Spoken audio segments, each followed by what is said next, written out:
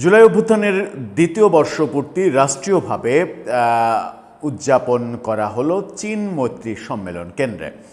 চীন মৈত্রী সম্মেলন কেন্দ্র আগারগাঁতে এই অনুষ্ঠানে প্রধান অতিথি ছিলেন ভারপ্রাপ্ত রাষ্ট্রপতি হাফিজউদ্দিন আহমেদ বীর বিক্রম। তার উপস্থিতিতে হলো কেওয়াজ, গণ্ডগোল, মারামারির মতো অবস্থা এবং এনসিপির এক নেতা দাবি করলেন তাকে পেটানো হয়েছে।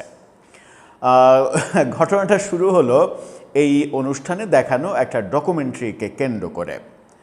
তুলকালাম কাণ্ড। সেখানে আমরা মুক্তিযুদ্ধ প্রতিমন্ত্রী ইশরাক হোসেনকে চিৎকার করে অনেক কথা বলতে শুনলাম। আক্তার হোসেনও এনসিপির সদস্য সচিব, তিনিও উপস্থিত ছিলেন। এনসিপি নেতারা সেখানে হৈহুল্লোড় করেন এবং রাষ্ট্রপতির উপস্থিতিতে করেন সেগুলো, এবং রাষ্ট্রপতি বেজায় ক্ষোভ প্রকাশ করলেন, এমন কথাও বলে ফেললেন যে আমরা উড়ে আসিনি। মানে এই যে আমরা উড়ে এসে জুড়ে বসিনি, এই বক্তব্য যখন রাষ্ট্রপতি দেন তখন বুঝতে হবে যে কতটা খারাপ অবস্থা হলো জাতীয় আয়োজনে জুলাই গণঅভ্যুত্থানের দ্বিতীয় বর্ষপূর্তি উৎসবে। তাহলে কি 2 বছরের মধ্যে জুলাইয়ের গ্রহণযোগ্যতা জুলাই যোদ্ধারাই শেষ করে দিলেন? চলুন একটু চীন মৈত্রী সম্মেলন কেন্দ্র থেকে ঘুরে আসি কি হলো সেখানে। থাকবেন পলিটিক্স টিভির নিয়মিত আয়োজনে।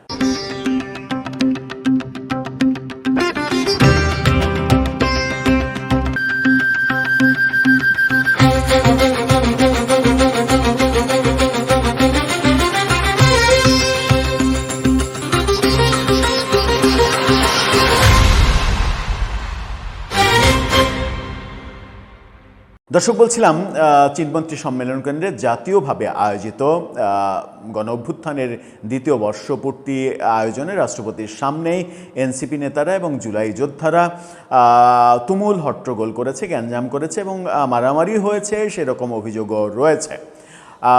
আমরা সেখানে দেখলাম ইশরাক হোসেনকে মাইকে চিৎকার করে বলতে শোনা যাচ্ছে, আপনারা জুলাই যোদ্ধাদের জন্য কি করেছেন? জুলাই আহতদের জন্য আপনারা কি করেছেন? কিছুই করেননি, আপনারা আসছেন এখানে ক্রেডিট নিতে, ক্রেডিটবাজি করতে, এরকম বক্তব্য আমরা তার শুনেছি। কিন্তু কেন হলো এটা? অভিযোগ যে এই অনুষ্ঠানে যে ডকুমেন্টারি দেখানো হয়েছে সেই ডকুমেন্টারিতে ওই বেগম রোকেয়া বিশ্ববিদ্যালয়ের আবু সাঈদের তার কথা বলা হয়নি, তার ছবি দেখানো হয়নি, এবং এই জুলাই আন্দোলনের মানে এক দফার ঘোষক সেটা নাহিদ ইসলাম, সেই ক্রেডিট দেয়া হয়নি, সেটা বর্তমান প্রধানমন্ত্রী তারেক রহমানকে বোঝানো হয়েছে। সব মিলিয়ে এটা বিএনপির একটা নিজস্ব প্রচারণা হিসেবে বলছেন এনসিপির নেতারা। কেন বলছেন? কি হলো সেখানে? চলুন একটু ভেতরে দেখি। দেশ টেলিভিশনের এই শিরোনামটা দেখে নিন। সেখানে তারা রাষ্ট্রপতির ছবি দিয়ে শিরোনাম করেছে, জাতীয় অনুষ্ঠানে এনসিপির বিশৃঙ্খলা কাম্য নয়, এখানে উড়ে এসে জুড়ে বসিনি রাষ্ট্রপতি। সেখানে বলা হচ্ছে যে এই নিষিদ্ধ ঘোষিত আওয়ামী লীগের পক্ষ থেকে, নিষিদ্ধ ঘোষিত আওয়ামী লীগকে নিষিদ্ধ, আওয়ামী লীগের কার্যক্রমের উপরে নিষেধাজ্ঞা রয়েছে, এই ভাষাটা ব্যবহার করছে নতুন একটা দৈনিক এদিন নামে নতুন একটা দৈনিক এসেছে। তারা বলছে যে আগামী ডিসেম্বরে দেশে ফেরার প্রচারণাকে কেন্দ্র করে মন্তব্য করেছেন ভারপ্রাপ্ত রাষ্ট্রপতি হাফিজউদ্দিন আহমেদ বীর বিক্রম। তিনি বলেন, তারা বলছে ডিসেম্বরে দেশে আসবে, আমরা অপেক্ষা করছি, দেশে আসুন, ইনশাল্লাহ রাজপথে দেখা হবে। এই বক্তব্য যখন আসছে তখন আমরা দেখছি যে এখানে যে আলোচনা হয়েছে, যে আলোচনাটা মূলত আমরা এদিনের অন্য খবরের মধ্যে মানে গিয়েছি। মূলত এখানে বলা হচ্ছে যে জাতীয় অনুষ্ঠানে বিশৃঙ্খলা এটা কাম্য নয়, এবং সেখানে যে ডকুমেন্টারি দেখানো হয়েছে সেই ডকুমেন্টারিতে আবু সাঈদের ছবি না দেখানো, এক দফার ক্রেডিট নাহিদ ইসলামের বদলে তারেক রহমানকে দেয়, এরকম অভিযোগ করা হয়েছে, এবং সেই অভিযোগে এনসিপি নেতারা তুমুল হট্টগোল করেছে। আক্তার হোসেন বক্তব্য দিয়েছেন বটে, কিন্তু তুমুল হট্টগোলের মধ্যে বক্তব্য দেওয়াকে তাকে পর্যন্ত ভুয়া স্লোগান দেয়া হয়েছে। মুক্তিযুদ্ধ মন্ত্রী সরি বলেছেন যে ভুল হতে পারে, রাষ্ট্রপতি বলেছেন যে ভুল তো মানুষেরই হয়, ভুল হতেই পারে, মন্ত্রী যেহেতু বলেছে ভুল হয়েছে সেহেতু সেটা সংশোধন করে নেবে। নেবে এরকম বক্তব্য এসেছে। এবং রাষ্ট্রপতি বলছেন যে এরকম একটা জাতীয় অনুষ্ঠানে কোনোভাবেই বিশৃঙ্খলা মানে কাম্য নয়, মানে তার উপস্থিতিতে এই কাজ হওয়াতে তিনি প্রচণ্ড ক্ষিপ্ত হয়েছেন এবং তিনি মানে দেশ টিভি বলছে, তিনি বলছেন যে আমরা উড়ে এসে জুড়ে বসিনি।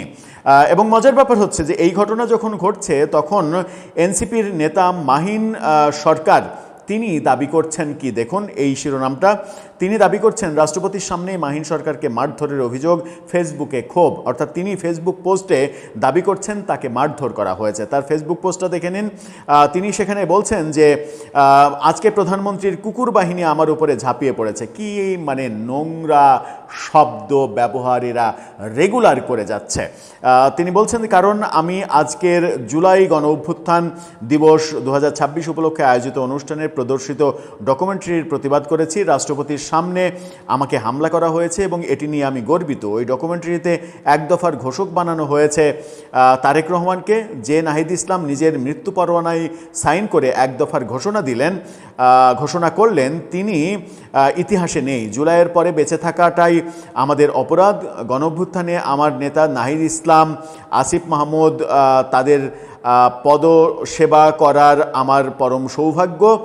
মানে তাদের পদসেবা মানে পায়ের সেবা করাই তার পরম সৌভাগ্য। যেখানে তারা নেই সেখানে আমিও নেই, বিএনপির মুখে থুতু মারি, এরকম বক্তব্য তিনি ফেসবুকে লিখেছেন। লিখতেই পারেন, কিন্তু এই যে মানে তারেক প্রধানমন্ত্রীর কুকুর বাহিনী, এগুলো কি কোনো মানে শিষ্টাচারের শব্দ প্রয়োগ হলো? এদের মাথায় এত গরম কেন? এখানে যদি কোনো ব্যাঘাত ঘটে থাকে তার প্রতিবাদ করা ঠিক আছে। মানে এখানে মূলত ইতিহাস বিকৃতির অভিযোগ করা হচ্ছে। ইতিহাস বিকৃতির অভিযোগ যখন এনসিপি নেতারা করছেন, তখন বিগত 2 বছর ধরে ইতিহাস বিকৃতি তারা কাকে বলে, কত প্রকার ও কী কী, সেগুলো তো দেখাচ্ছেন। যখন বাংলাদেশের মুক্তিযুদ্ধ নিয়ে ইতিহাস বিকৃতি হয় এবং বাংলাদেশের মহান মুক্তিযুদ্ধের ইতিহাস বিকৃতিটাকে মানে শিল্পের পর্যায়ে নিয়ে যাওয়া হয়, সেখানে একটা সরকার পতনের আন্দোলনের ইতিহাস বিকৃত হবে সে দেশে, এটাই তো স্বাভাবিক। এটাতে এত আশ্চর্য হওয়ার কি আছে?